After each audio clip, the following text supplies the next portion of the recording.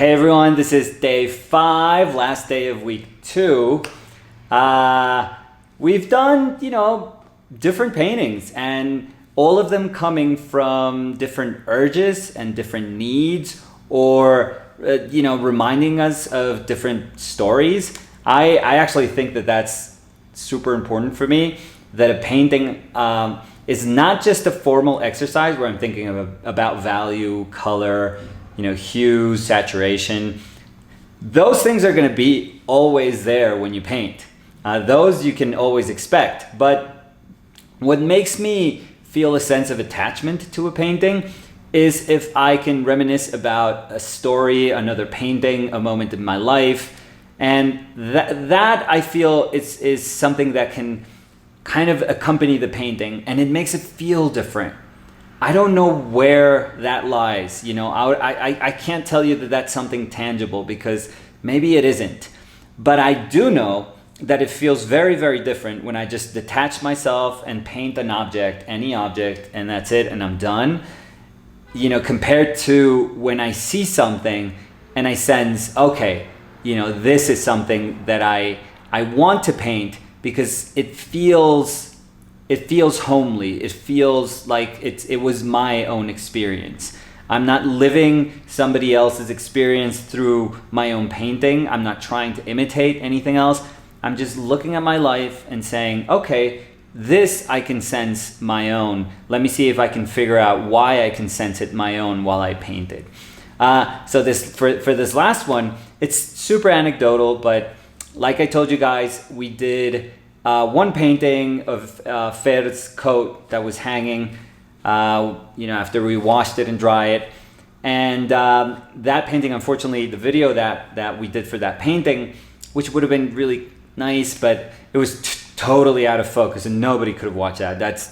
Trust me, it would have been a terrible video.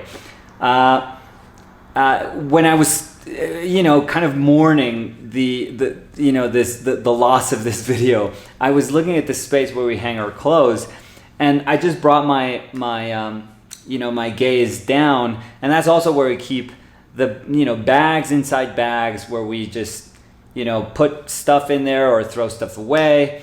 And we had these paper bags, and they were just kind of staring at me, telling me, okay, you were looking up there to paint, but maybe if you lower your gaze and just look down here, there's also worthwhile things to paint. So, and that's something I'm very used to doing. Sometimes we look, at the horizon line and above the horizon line, usually where our eyes kind of feel comfortable looking. But many times if you're painting, just try to go low or try to go behind stuff. Just don't just be content with how you usually look at things. Really scavenge for things. This should feel more like unearthing things. Like we are almost like archaeologists, like looking for something, like digging for something and then finally finding it. Sometimes it's super easy and it's in plain sight. And other times we really have to look hard and just find the right spot where we say, okay, that's a painting. That's an amazing painting. So that's what happened. I was looking up at something that was very obvious, that I had an emotional attachment, and just by lowering my vision and just saying, okay, there's something down here that's actually I didn't see, and I thought it was, almost invisible, and it's actually, worth painting. So that's what we did today, and I think it's a good way to close the week. Again, we did very, very different paintings. That's the aim. If you guys are painting along with us, try to push yourself so that none of the paintings you do during the week just kind of feels or looks the same. We are one painter. We are one artist. So chances are that, yes, we are going to show through our paintings. Paintings are going to look like our paintings. But don't ever convince yourselves that you don't have a wide range of possibilities to explore while you paint, that you only know how to do things one way. No, we don't. We can actually adapt the way we paint based on our intent. It doesn't mean that we are 500 different painters. It just means that we can flow a little bit and understand ourselves as a much more flexible artist rather than this monolithic, dogmatic painter. So I hope you guys enjoy it today, and remember, next week it'll be a whole different thing, and we're painting from life. Next week, the whole week from life. That's the big thing. So we all have to do it. If you guys are painting with us next week, just be ready. You have to paint from life. I don't care if it's for 20 minutes, half an hour, 2 hours, doesn't matter. It's all from life. So I'll see you guys next week. Let's get started and quickly, very, very quickly, paint over the cadaver of the very, very frustrating painting that was underneath. Like I said, this painting was almost not meant to be, because what I was doing while I was in the corner of our little apartment, just looking at the place, at the hangers where we hang our clothes to dry, I was almost mourning the fact that I lost the video of the painting of Fer's coat. And it was late at night, so I had my the more artificial bulbs on in the kitchen, which is right next to this place where we wash our clothes. And the wall was kind of blocking this little room we have, this tiny little room we have where we have our washing machine, washer and dryer. There's a wall kind of blocking the washing machine, and peeking through the shadow that was being projected by the wall were these two little bags, these two paper bags that we usually keep, around there. We store our bags there. We store, if we go to the grocery store, we keep our bags so we can reuse them. And just kind of sticking its head out of the shadows were these two little bags, and they were almost like asking for my attention. And it was funny because I was a little, initially I was a little too busy just thinking, oh, it's a shame we had this really nice video and we lost it. But we still have the painting, which is, in all honesty, if I have to lose the painting or the video, I'm fine with losing the video. We just do another painting. But I was like, this would have been a nice thing to paint. And then suddenly this little thing that was happening underneath my eyes just kind of grabbed my attention. And I was like, okay, that's very nice. It's almost like it was just tugging at my leg and saying, okay, but you can paint me. And I have this habit of not questioning. If I have an impulse, I don't question it. So I do this in order to teach myself to react instinctually to things. And I do think that it's one of the things that we have to train ourselves to do. Many, many times, and I think it's happened to most of us. If not, you have an incredible, talent and something that, you have over almost everyone else. But for most of us, I know this has happened, that we just walk down the street, or, we are having a conversation in somebody's apartment, or we're in at a bar with, just having a chat with a friend. And we see something, we're like, wow, that would make an amazing painting. And our gut is urging us to just stop and acknowledge it. And acknowledge that, whatever we're looking at is just kind of, again, almost like tugging at our leg and saying, hey, this is interesting to you. Pay attention. But most of the time, we are doing something else. We may be just walking from one place to the other, or we're in a rush to get to somewhere else, we're commuting, or we're having a conversation and we think it rude to just say, oh, wow, could you stay still for just a second, and maybe I'll sketch you, or maybe I'll take a photo, or, I just want to, again, it's not about maybe keeping reference. It's almost acknowledging that there is something that's moving you. And, many times we are blind to it because our mind is focused on something else. So what amazing artists do is that they stop like dead in their tracks, and they say, okay, this is, for some reason, and I wasn't planning on this, but this particular situation is asking for my attention, and I have to do something about it. Now, what is this something that you should do? I don't know. That depends on, who we are and our personalities and the time that we have in our hands and our commitment. And there's people that just will carry a sketchbook and they would just plant themselves right in the middle of the street and say, even if I can sketch this for half an hour, and maybe they have their watercolor set or their gouache set, they do it, or markers, or it doesn't matter, they'll stop and they'll sketch. And those people are incredible artists. I feel that, again, those people have so much gained when they teach themselves how to answer to those callings. And the reason I'm kind of telling this story is because I feel that many times we feel that perhaps while the stimulus was nice, we feel like, oh, that's kind of cute. I don't know if it would make like a serious painting, like a deep, solid, mature painting. We don't really feel it. We don't really, we almost have this prejudice against things that move us to that degree. We just sometimes say, wow, that is beautiful, and then we just kind of pass. We pass the page and we just say, yeah, oh yeah, that sky is beautiful. Yeah, sure. And then we just move on. But I do feel we have to be like Constable, like John Constable. We have to just sketch those skies. If they move us, we have to sketch those skies. We have to answer again to that calling.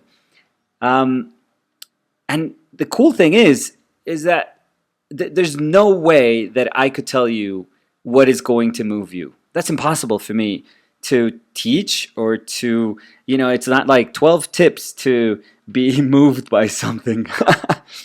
And because it doesn't happen that way. It really doesn't. I remember there's in Rockwell's autobiography, my adventures as an illustrator, he speaks about, I think it was Vermeer, how everyone in class would speak about how they were moved, to tears by Vermeer. And he would go to the Met. I think he was going to the Met, yeah. And he would look at Vermeer and he would feel nothing. And he almost like yells at himself. He's like, come on, man, feel something. So I can't tell you what is going to move you. That's actually, the most exciting aspect of this journey, of your journey, is to identify those things and, in a way understand why you are perceiving them that way. And when you make that sensible sort of equation, you can translate whatever that result is into painting. Ideally, you have a good enough relationship with paint that you can translate those feelings into painting. But again, all I can say, I don't know how you can be alert to all these things, but all I can say is that just pay attention to those moments and answer back, because there's so much to be gained by these little tiny moments that are telling you, hey, this is actually who you are. This is your sensibility. This is you.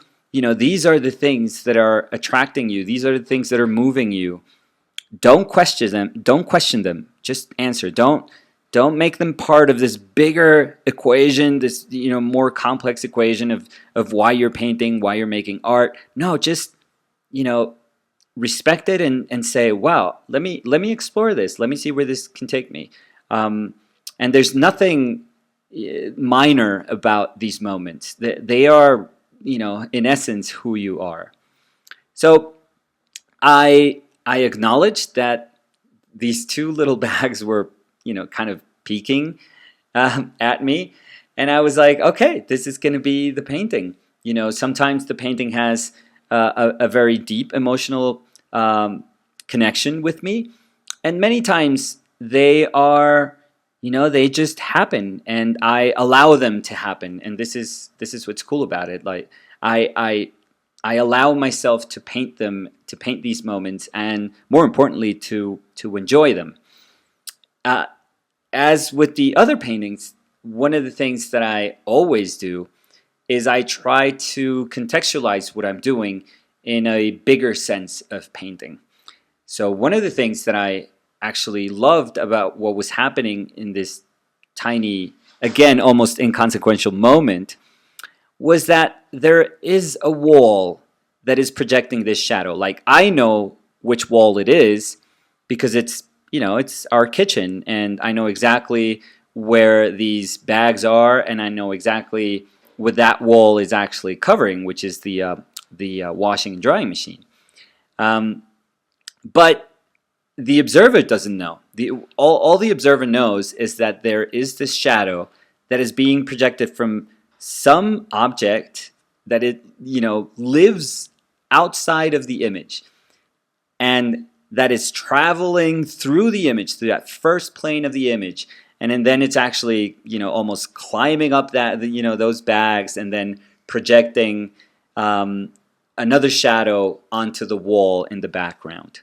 There's a traveling, there's a whole journey of that shadow kind of takes, throughout the image. And it made me realize, wow, this is beautiful. It reminds me of something that's very, very powerful in painting, which is that a painting, yes, a painting can be a window to a bigger world, but it can also speak about the existence of that world beyond the parameters of the painting, which is incredible if you think about it, because a two-dimensional image usually has very set parameters, very rational parameters. They're even more amplified when you frame stuff, or when you are conscious of it being, this. It could be on stretchers, but you could see the side of the stretchers. It's almost like the illusion breaks, and you acknowledge the fact that yes, this is a two-dimensional plane of a three-dimensional object, but it is a two-dimensional plane. A painting takes place in these two dimensions, and I love the fact that while rationally we could say yes, it is a surface, we can also, our brain is also telling us, yeah, but there's stuff outside, the realms of this painting that exist in the same sort of universe, and that are causing, the things that are happening within this painting. They're external to the painting, but they are affecting the things that are inside the painting. And I thought, what? That's incredible. That's an amazing thing. And while I just, again, haphazardly, happened to almost stumble into this painting, when you use when you use the fact that you can speak about a bigger universe that is that exists beyond your painting, there are so many possibilities. So I started, and this is all while I was painting, but this is also after I painted that I started kind of thinking about these things. I immediately thought of a couple of paintings. I immediately I went to first the easy one, which was Rembrandt. But in Rembrandt, light had a more like a theatrical role to it. There's the disposition of the elements in a lot of Baroque paintings was very, very theatrical, meaning that they were in different planes, like a theater is actually set up, like a stage is set up. So what they would do, a resource that is widely used in Baroque painting, but it's used a ton in movies today and in concept work, is that there's a first plane that, the first plane of your painting is in shadow, then there's light, and then there's shadow again. So you jump from dark to light to dark. And it's a great way to traverse the image plane. And it makes you believe, again, that there are these external elements that are affecting the way light travels throughout this universe. Like there's a bigger universe outside your painting, and it's projecting these shadows, or light is actually kind of trickling through maybe a narrow streetway, or I don't know, or past like a canyon, or I don't know. It depends on what you're doing with your painting, but this is something that has been used for centuries, and it's very, very, very evident in Rembrandt painting and etchings, for example. But then I thought about, well, yeah, that's more of a theatrical sense of light. But what I was hoping was to, like, my brain to start to find examples of that, these moments that are, again, external to the image, that are in some way affecting. And I thought of this wonderful, wonderful painting of Carolyn Pyfrom, and where she's actually, I'm guessing it's her, but it could be a figure, maybe a female figure, that is standing underneath a doorway, and she or he is backlit. And I don't know why I'm thinking that the figure is her. She does a ton of self-portraits, so I'm guessing it's her. And she is projecting her shadow onto this nude man that's laying in it's a very distorted also, depiction of a nude. It almost reminded me of how Andrew Wyeth would shift his position, so he would get like all this distortion when he was painting a nude that was lying down. So it's very eerie, very, very eerie, very menacing even, but it's this, just again, this beautiful, beautiful design of this almost imposition of a shadow mass onto a light plane, and how it almost becomes physical. Shadows have no weight to it. They speak about, the physical object that is projecting them. But when done properly, I feel that they actually do feel weighty, and they do feel like in Carolyn's painting, for example, it feels almost oppressive, which is really, there's a hierarchy of power in that painting, which is just incredible. And I love it. It's a very simple painting, but it's a brilliant painting, I feel. And that's Carolyn's painting. And then I thought of Todd Bienvenu, and he is a totally different painter, and his tone is absolutely different.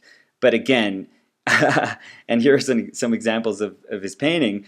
And again, it's very lighthearted, and the same thing is happening in this painting, and it's the presence of the shadow is almost materializing into something that's physical, which I find incredible. And the physicality of in Carolyn's painting was, I feel it's more about power.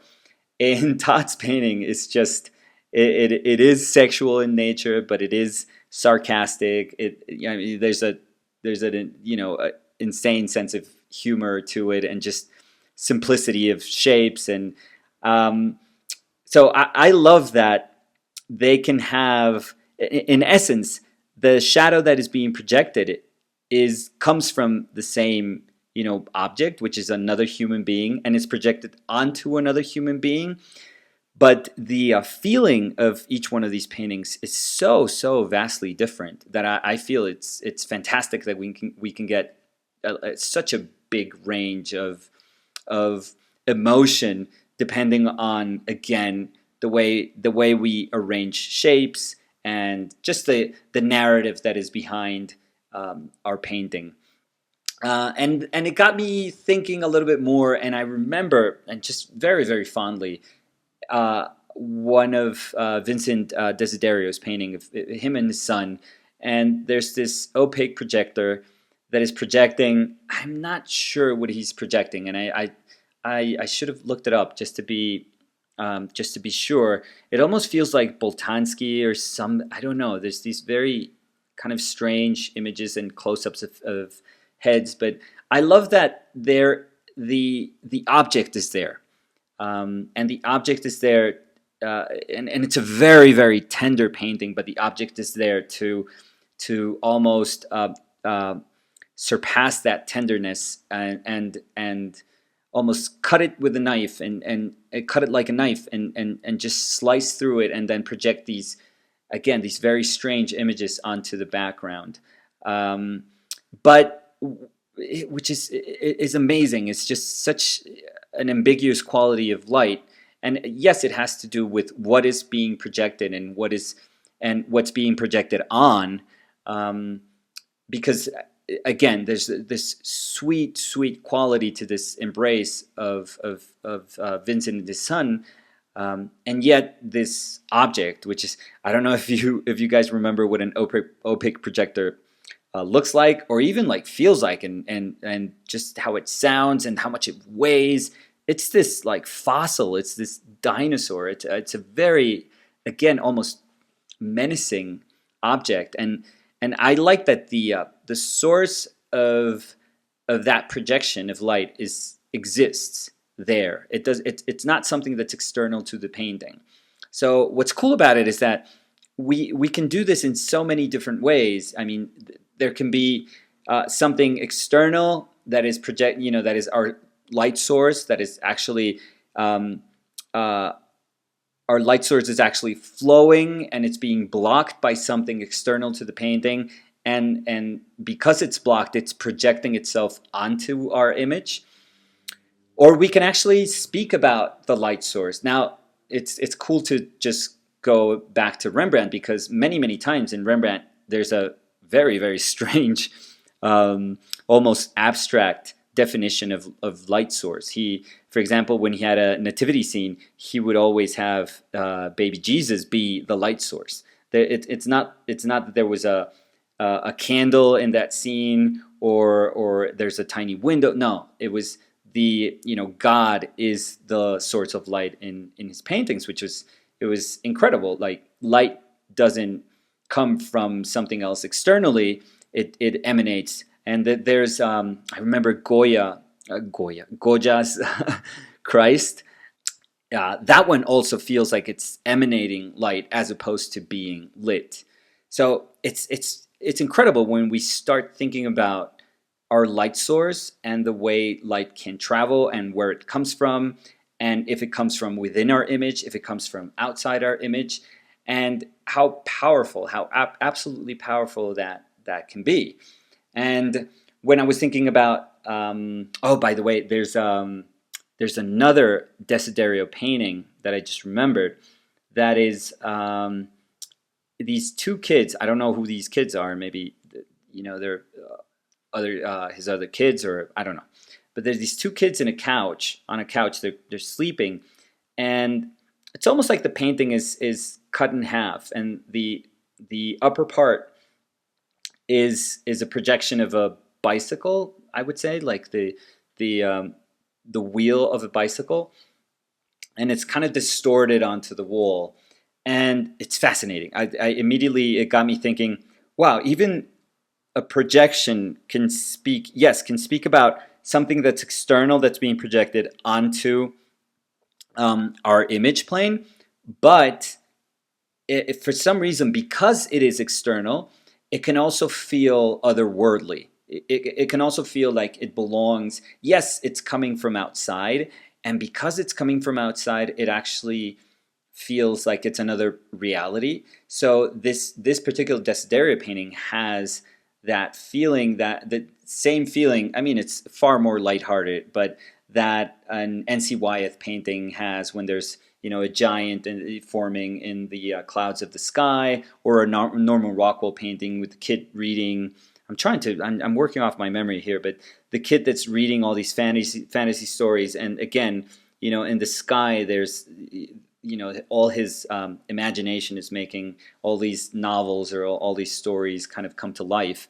So it speaks about like another plane, and I love that. I actually love that. It's incredible how this very, again, almost mundane moment in our apartment, which is just this tiny lip of a wall, just projecting the shadow onto these bags, started to make me think about the very powerful tool, the mechanics that you can use as a painter when you think of light, again, not as just something that falls upon the object that I want to depict, which is the easiest, most basic way to understand light, but that actually, when I spoke about light being um, capable of telling a story, like this is exactly what I mean. And maybe not in my painting, because I'm not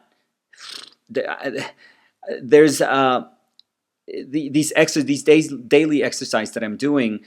I don't think I want to go beyond what is there and my acknowledgement of what is there, because to me what is there is way more than enough. I don't have to adorn it with a narrative. I'm not saying that narrative is an adornment, please don't think that, but I just don't feel the need to say more than what is there. I think that what is there is absolutely moving and fascinating to me. So but it got me thinking about the just enormous potential that it does have if we are willing to tap into it and explore it, and how throughout history all these painters have used it in very, very different ways, in very, very different manners. Because if you think about Rembrandt and Caroline Pyfrom and Todd Bienvenu and Vincent Desiderio, and I'm even thinking of Degas in that interior painting, or Munch in the puberty painting. I mean, the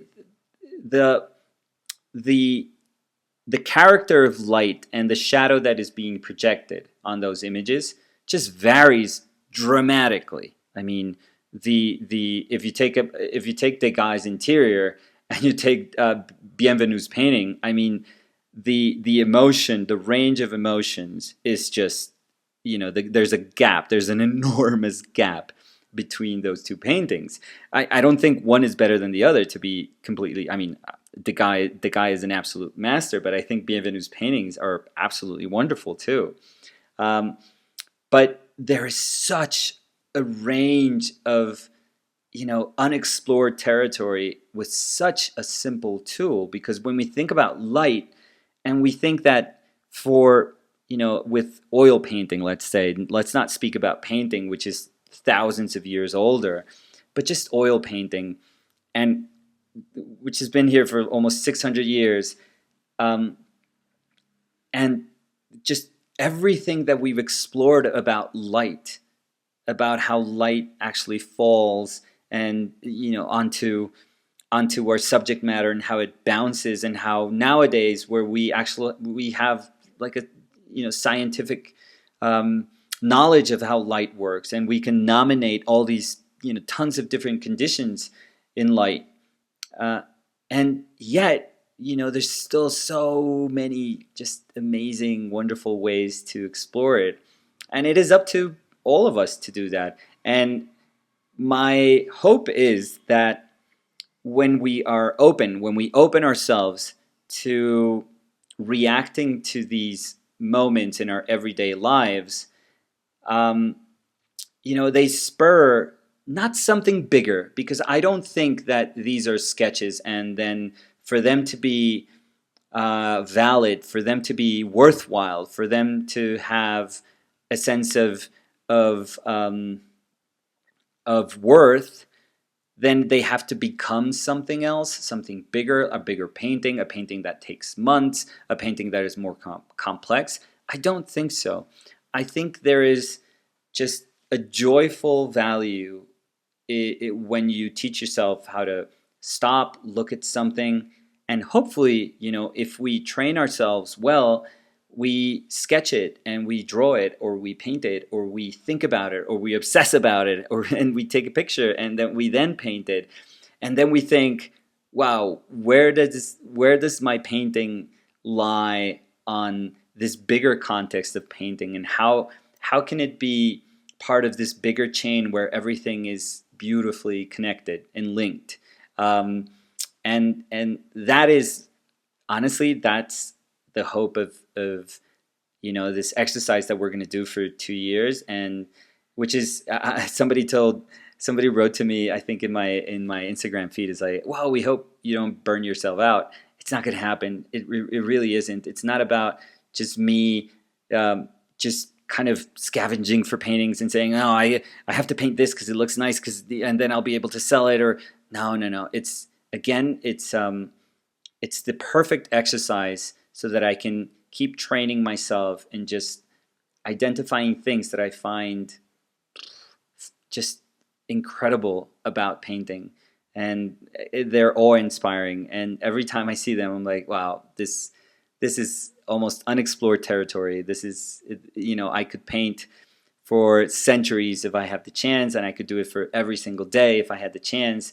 And it would just, when I think about what I found, it would just make me smile. And when I think about how it connects with the whole of painting, it just makes sense for me. So I'm hoping that you guys had a great week. Again, next week it's a whole different thing. We're going to be painting exclusively from life, so the exercise is going to have like a slightly different nature. But I'm hoping you guys are liking it, and you guys can stick around and just let us, be your company just for a little bit of your day, and hopefully we can plant like a little tiny seed that can make you feel excited about going to, if not painting, just observing your life. So I'll see you guys next week. Bye.